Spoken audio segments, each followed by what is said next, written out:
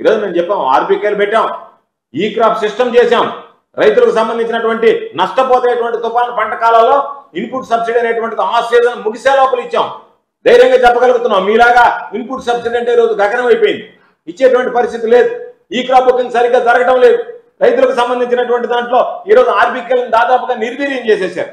కాబట్టి వీటన్నింటినీ కూడా జగన్మోహన్ రెడ్డి గారు రైతులకు అండగా నిలవాల్సినటువంటి ఉద్దేశంతో తీసుకొచ్చినటువంటి కార్యక్రమాలన్నింటినీ కూడా జగన్మోహన్ రెడ్డి గారికి ఎక్కడ మంచి పేరు వస్తుందోనని ఒక పథకం ప్రకారం మీరు వాటిని పూర్తిగా నిర్వీర్యం చేసినటువంటి పరిస్థితి.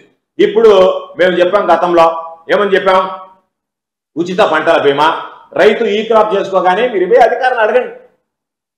రైతులకు తెలుసు.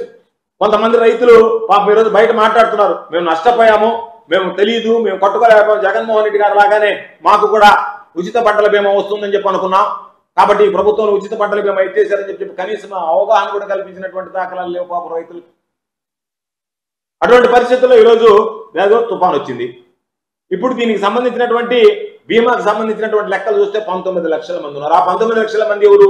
పాపం బ్యాంకులో లోన్లు తీసుకుంటే బ్యాంకు విధి విధానాల ప్రకారం ఖచ్చితంగా వాళ్ళు దానికి సంబంధించినటువంటి లోనికి ఇన్సూరెన్స్ చేయించుకుంటారు. కాబట్టి ఆ 19 లక్షల మంది ఉన్నారు. మిగతా రైతుల సంగతి ఏంటి?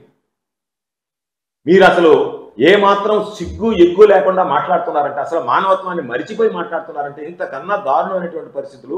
ఒక విపత్తు సమయంలో మీరు వ్యవహరించాల్సినటువంటి తీరుల గురించి ప్రజలు రైతులు మిమ్మల్ని చీకొట్టుకుంటుంటే ఏమాత్రం సిగ్గు లేకుండా మీరు సిగ్గు శరాన్ని మరిచి మీ ఇష్ట ప్రకారం విమర్శలు చేస్తారు. రకరకాల అసలు మీ పేర్లు ఎత్తడానికి అసహ్యం వేస్తుంది. మీ గురించి మాట్లాడాలంటేనే చండాలంగా అనిపిస్తుంది, ఒళ్ళు దళదరిస్తుంది, మీ గురించి అసహ్యం వేస్తుంది.